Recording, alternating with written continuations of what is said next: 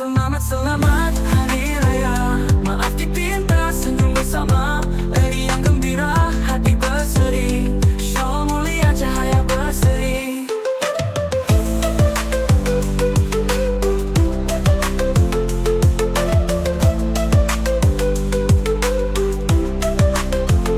Pulang ke desa, bertemu keluarga, tangis rindu. Rasanya raya ni ramai yang tak sabar nak makan besar kan? Betul tu. Saya pun rasa macam tu. Ramai yang berubah, tapi ramai juga yang tak berubah. Betul tu. Ada yang lebih sihat, ada juga yang lupa terus.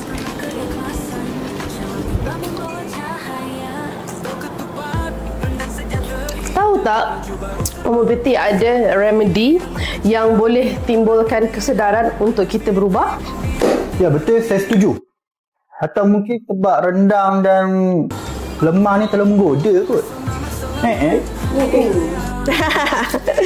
Betul, itu mungkin kan. Tapi yang lagi penting adalah kesihatan jangka panjang. Tak salah nak makan, tapi kena berpada-pada lah.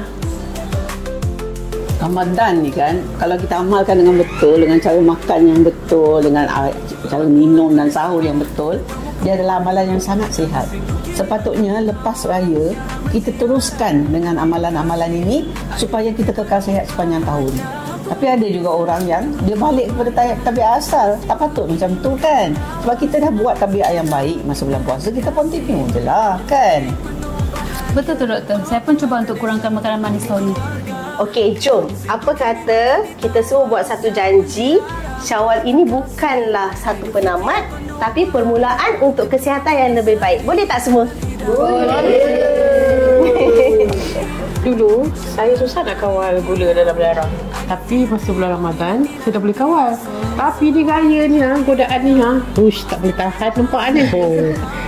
Saya perasan badan saya selepas puasa ringan. Bila dah raya, nampak makan tak boleh tahan, naik balik. Itulah cabaran sebenar. Saya pula rasa macam nak teruskan gaya hidup sihat. Barulah sihat. Maaf zahir dan batin. Selamat